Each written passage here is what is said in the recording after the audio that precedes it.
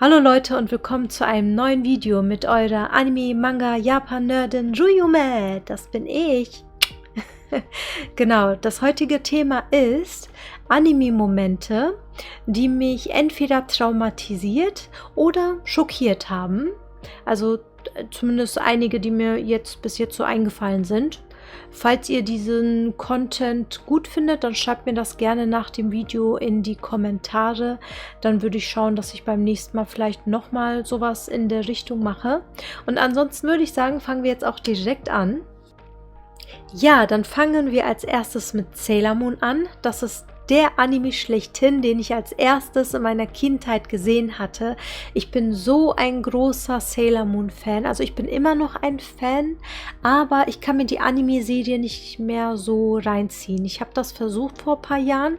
Ich habe es auch bis zum Ende durchgezogen und ich muss sagen, also es gab Momente, die waren richtig gut, aber es gab auch Momente, wo ich mir dachte, okay, interessant. Das fand ich als Kind sehr, sehr cool. Aber mittlerweile, ich weiß nicht, der Geschmack ändert sich irgendwie und vieles nimmt man nicht mehr so mit den gleichen Augen wahr, wie als man halt ein Kind war. Aber die Serie ist gut, aber es ist klar, ich hatte das Gefühl, man merkt, dass es halt eher so für Kinder ist. Vor allem die ersten Staffeln halt, ne? Später nicht mehr so. Da wurde das Ganze interessanter. Ja, auf jeden Fall gab es hier so eine Szene oder genauer gesagt solche Folgen, die mich als Kind traumatisiert haben, weil ich da das erste Mal in Berührung mit dem Tod gekommen bin. Und zwar, ich weiß nicht genau, welche Staffel das ist, aber der Anime beginnt ja damit, dass die ersten Bösewichte Königin Perilia und ihre Untertanen und ihre Dämonen sind. Und irgendwann gegen Ende ist das ja so, dass die schaffen das dann, sie ausfindig zu machen oder ihr Gebiet ausfindig zu machen, was in der Antarktis ist oder am Nordpol oder so. Und dann transferieren die sich dahin, also die Sailor-Kriegerinnen. Und da gibt es halt solche 5 Dämoninnen von Königin Perilia, die gegen diese Sailor Moon Kriegerinnen kämpfen, und nach töten die sich alle gegenseitig. Also die Kriegerinnen schaffen es, diese Dämoninnen zu töten, aber gleichzeitig gehen die selber drauf. Also die sind wirklich einfach gestorben.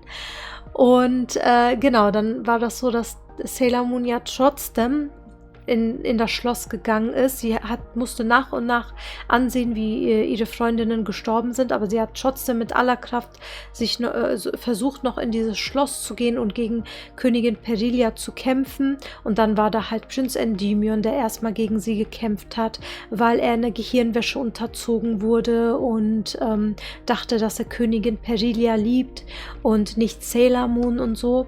Und irgendwann hat er sich von dieser Gehirnwäsche befreit, hat sich dann irgendwie vor sie gestürzt, um sie zu schützen, also Sailor Moon, und ist dabei auch draufgegangen. Also nach und nach waren halt alle tot, dann blieb nur noch Sailor Moon über. Sie hat dann im Endkampf gegen Königin Perilia gekämpft und da sind halt beide draufgegangen. Und das war so als Kind, wo ich mir dachte,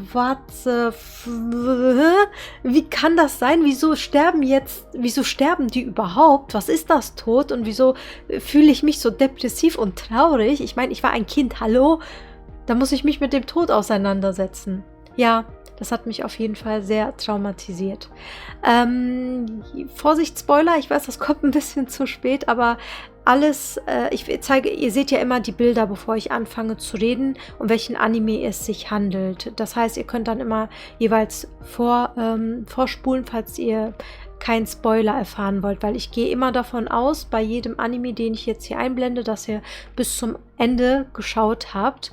Aber das mit Sailor Moon war halt noch relativ am Anfang, deswegen gehe ich davon aus, dass das eigentlich jeder gesehen hat oder die es nicht interessiert hat, dann auch nicht weiter gesehen haben. Genau, dann machen wir weiter mit dem nächsten Anime. Ja, der nächste Anime, der erste Kinofilm von Pokémon. Mewtwo vs. Mew. Ja, genau. Mewtwo gegen Mew. auch genannt. Da ging es nämlich auch um das Thema Tod, weil, falls ihr euch erinnern könnt, da gab es ja diese eine Szene, wo diese Klone gegen echte Pokémon gekämpft hatten und irgendwann hat ja Mew, die haben irgendwie was abgefeuert, meine ich, soweit ich mich erinnern kann. Und da hat dann Ash sich dazwischen gestürzt und dabei wurde er zu Stein. Und das war auch so ein Moment, wo ich dachte, okay, der ist tot, der ist halt tot, ne? Und dann hat ja Pikachu auch geweint und die ganzen anderen Pokémon haben geweint. Aber okay, dann wurde er wieder zum Leben erweckt. Aber das war auch so eine traumatische Szene, die ich bis heute nicht vergessen konnte, die wirklich in mein Gehirn sich eingebrannt hat. Und ich mir dachte, nein, so Tod bei Pokémon. Pokémon ist eine Kinderserie und trotzdem wird man da mit Tod konfrontiert. Aber okay. Ansonsten war der Film ganz cool. Ich habe leider die Promokarte von damals nicht abbekommen. Dieses Ancient Mew, das hat man irgendwie nur beim ersten, bei der Premiere oder so bekommen. Da trauere ich heute noch hinterher, aber ansonsten, das war auch der einzige Pokémon-Kinofilm, den ich bis jetzt gesehen habe. Also der einzige, ja, Film. Ansonsten habe ich die Serie, ganz viele Staffeln geguckt, irgendwann aufgehört und ja, letztes Jahr habe ich angefangen, wieder mit Pokémon-Karten zu sammeln. Falls ihr euch im Übrigen für Pokémon-Karten interessiert, dann schaut gerne auf meinen anderen YouTube-Kanal Ruyume vorbei. Bei Ruyume dreht sich alles um Pokémon-Content oder Pokémon-TCG, allgemein TCG-Content, genau.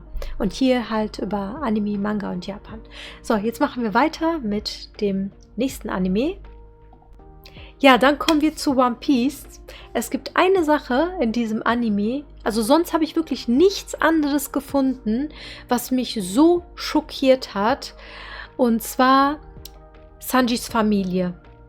Sanjis Familie, die hat mich extrem schockiert. Also das war wirklich, ich habe das Gefühl, irgendwie haben alle natürlich so eine traurige Backstory, aber ich denke mir, die hatten alle irgendwie trotzdem Bezugspersonen, ne? Bezugspersonen, die geliebt haben und auf die aufgepasst haben. Aber Sanji, ja okay, Sanji hat ja so ein bisschen seine Schwester, aber seine Schwester kann ja auch nicht ganz so, ist ja auch nicht so ganz emotional und die hatte da ja auch so Schwierigkeiten irgendwie. Obwohl es ja hieß, dass dieses Medikament, was die Mutter eingenommen hat, genau, bei Sanji hat das ja funktioniert, aber ich weiß nicht, wie das bei der Schwester war. Ich glaube, bei der Schwester hat das, glaube ich, entweder hat sie das auch nicht angeschlagen oder nur so halb, weil sie ist ja auch noch so ein bisschen, ja, ich weiß es nicht, aber auf jeden Fall hatte ich da das Gefühl, okay, der hat gar keine Bezugspersonen und die Story von dem, die Backstory mit seiner ganzen Familie, die ist einfach so unfassbar traurig, da muss ich auch so heulen. Das ist wirklich etwas, was mich am krassesten in der ganzen One Piece Serie schockiert hat. Ja, genau. Sonst finde ich, hat One Piece eher so emotionale Momente, ne? Wie Nico Robin, die dann da schreit, ich will leben und sowas. Oder hier mit Arlong Park und Nami und so. Also ich finde, das ist alles eher so emotional und sonst nicht so schockierend. Aber das ist wirklich etwas, was mich in One Piece einfach nur schockt. So, dann machen wir weiter. Ich habe mir hier auch extra Animes rausgesucht, wo ich davon ausgehe, dass die meisten von euch das kennen, weil es gibt auch viele Animes, die ich geguckt habe, die jetzt nicht so Mainstream, also so im Hype waren und so. Genau, ich mag ja auch sehr viele Animes, die halt nicht so unbedingt mit Fantasy zu tun haben, vielleicht eher so Comedy oder halt auch mal so Drama und solche Sachen. Deswegen bin ich aktuell erstmal nur bei den Animes, die vielleicht mehr Leute von euch kennen. Ja, Demon Slayer. Bei Demon Slayer ist das, was mich am meisten schockiert hat, natürlich die Szene in diesem Village Arc, wo dieser eine angehende Teufelsmond da, von dem, also die Sonne ist aufgegangen und da ist irgendwie noch so der Körper von einem angehenden Teufelsmond, der da, zunehmendem Teufelsmond, der da noch Menschen verfolgt, also Dorfbewohner und dabei ist, also die noch killen möchte. Und ja, da ist Nezuko und Tanjiro mitten im Sonnenlicht. Nezuko kann sich nicht schützen. Tanjiro versucht ihr irgendwie so Schatten zu geben, hat sich so auf sie gelegt, damit sie irgendwie von der Sonne nicht verbrannt wird, und dann stößt sie ihn, damit er den Menschen hilft, also so nach dem Motto, geh und hilf den Menschen, egal was mit mir passiert. Und das war wirklich so ein Moment, den ich gar nicht vorhersehen konnte. Normalerweise kann ich das so oft, sei es in Serien oder Animes, dass ich mir immer denke, ja komm, der wird schon nicht sterben, der wird schon wieder irgendwie wird der schon gewinnen. Also man kann voll oft immer schon Sachen so vorhersehen, weil sich voll viele Storys ja so wiederholen irgendwie in gewisser Art und Weise. Aber dieser Moment, das war wirklich so, dass ich das nicht fassen konnte, weil ich mir dachte, nein, sie kann da nicht entkommen. Wie soll sie da entkommen, dass sie auf so einer großen offenen Wiese steht, die Sonne da auf sie einprallt, also die pralle Sonne, und schon dabei ist, da wegzukokeln. Ich dachte mir, okay, es ist vorbei, die wird wahrscheinlich sterben und Tanjiro wird sie im Herzen behalten und erst recht Muzan besiegen und was weiß ich nicht was. Ja, aber dann kam ja das Schockierende, dass sie plötzlich immun gegen die Sonne war, als einziger Dämon es geschafft hat, nicht von der Sonne verbrannt zu werden. Also was heißt geschafft? Es ist halt einfach passiert, dass sie nicht verbrannt ist. Ne? Das war jetzt nicht so ihre Leistung, aber das war halt ein Moment, der mich extrem, extrem schockiert hat in der ganzen Serie. Genau, dann machen wir weiter mit Naruto Shippuden. Ich glaube, die meisten können vielleicht erahnen, welche Sache ich am meisten schockierend hier fand. Das geht wahrscheinlich vielen von euch oder von uns so. Und zwar der Tod von Jiraiya. Damit hätte ich gar nicht gerechnet. Ich verstehe, dass vielleicht in einem guten Anime auch Leute sterben müssen, damit auch irgendwo so ein bisschen Realismus drin ist, weil in der Realität können Leute in einem Krieg halt nicht alle überleben.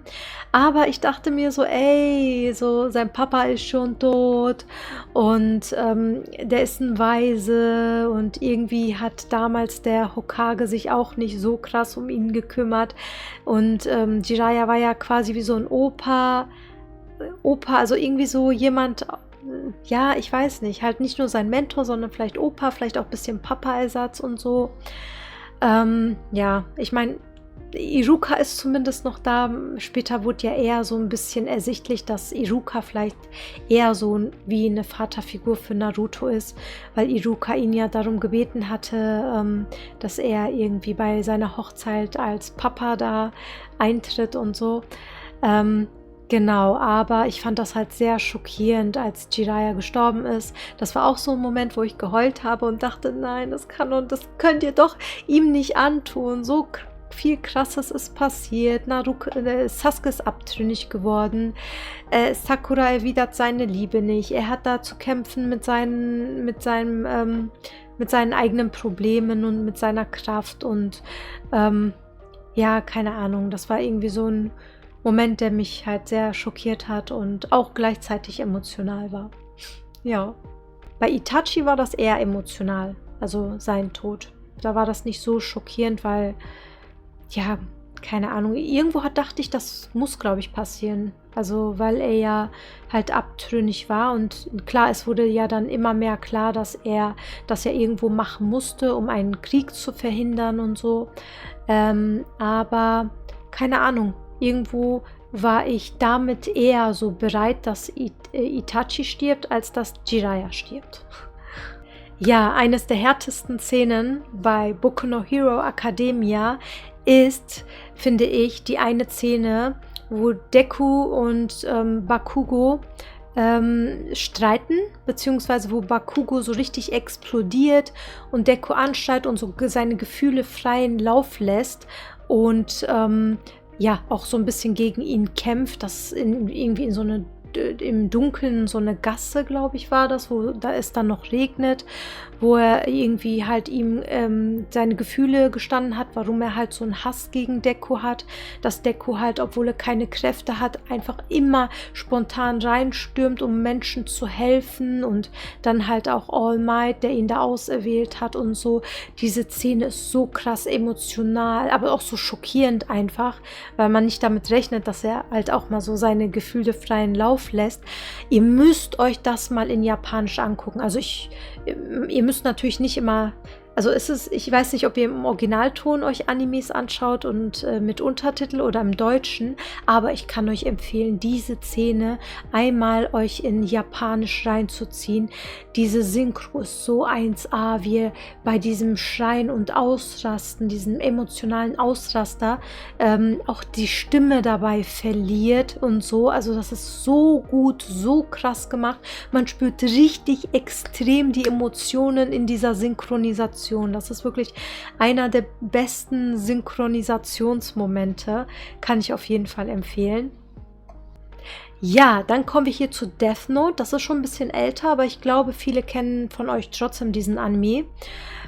Das, was mich am meisten schockiert hat, war natürlich der Tod von L.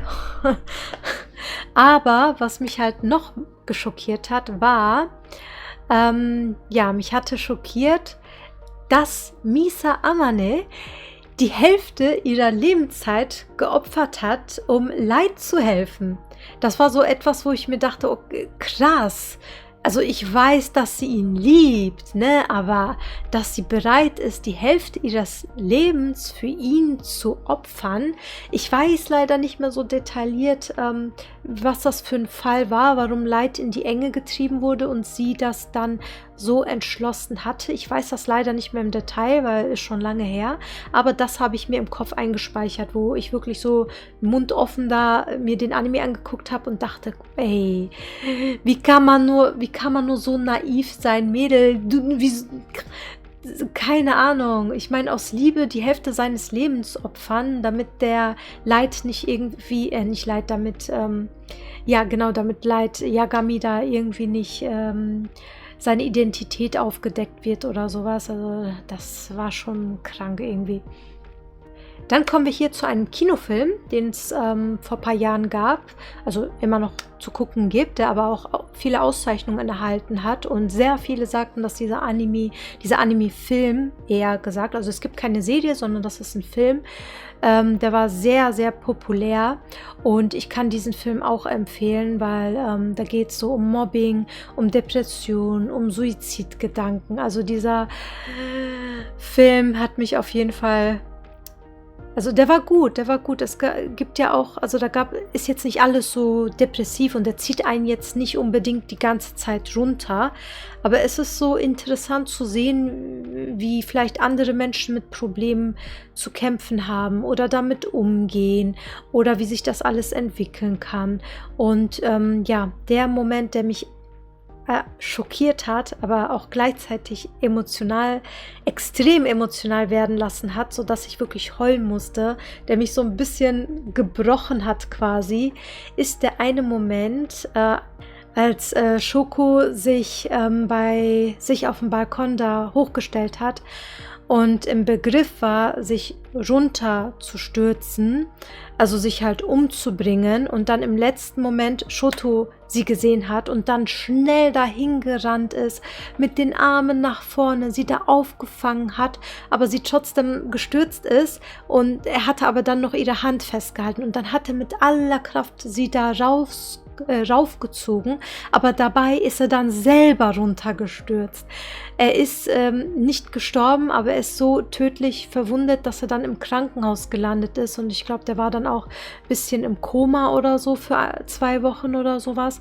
Das war wirklich so ein Moment, wo ich einfach nur richtig geheult habe, richtig mit Taschentüchern und so und ich mir dachte, nein, wieso wolltest du dich umbringen und jetzt ist er fast gestorben und dieser Film, der killt einen richtig. Aber ich kann den so empfehlen, der ist so gut. Genau. Dann der letzte Anime. Hier habe ich mich so ein bisschen genötigt gefühlt, weil meine Freunde sich den Anime angeguckt haben, dass ich mir den auch angucke. Das ist ein eher brutalerer Anime, wo es irgendwie um, weiß ich nicht, teilweise so Blut und ein bisschen Zerstückeln geht. Und klar, in jedem Film und Anime gibt es irgendwie irgendeine gute Message oder so, ne? Also man kann ja alles irgendwie gut sprechen. Aber dieser Anime, ich fand den einfach ja, unnötig, also hätte man nicht gucken müssen. Als ich den geguckt habe, ich war wirklich 2 Wochen lang, habe ich mich so richtig down gefühlt und so richtig schlecht, irgendwie so umhüllt im Dunklen. Also mir hat dieser Anime überhaupt nicht gut getan.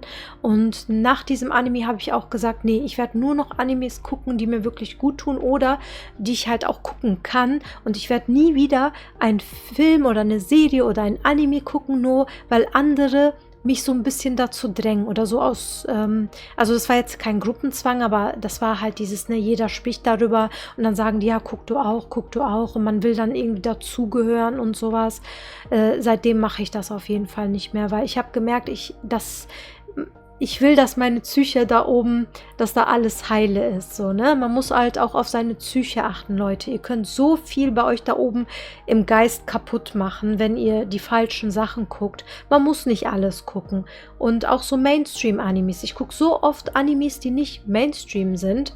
Es gibt so viele gute Animes, die auch wirklich gute Botschaften vermitteln, wo man auch ein bisschen was lernen kann oder andere Sichtweisen irgendwie sieht und sowas. Es muss nicht immer Animes sein, die im Hype sind. Also würde ich euch auch empfehlen, dass ihr nicht immer alles guckt, was im Hype ist. Ja, das war's dann auch schon. Ich hoffe, dass euch das Video gefallen hat. Gebt mir gerne konstruktive Kritik ab in die Kommentare oder schreibt mir, ob ihr so ein Format gut findet. Und ihr könnt mir natürlich auch gerne Vorschläge schreiben, was ihr dann auch noch so für Arten von Videos sehen wollen würdet. Ich bin immer dankbar für Vorschläge. Ansonsten, Leute, wenn euch das Video gefallen hat, lasst gerne ein Like da und einen Kommentar. Und wenn ihr neu auf meinem Kanal seid, würdet ihr mich und meinen Kanal sehr mit einem kostenlosen Abo unterstützen. Und ansonsten sage ich, passt auf euch auf, bleibt gesund und bis zum nächsten Mal. Tschüss!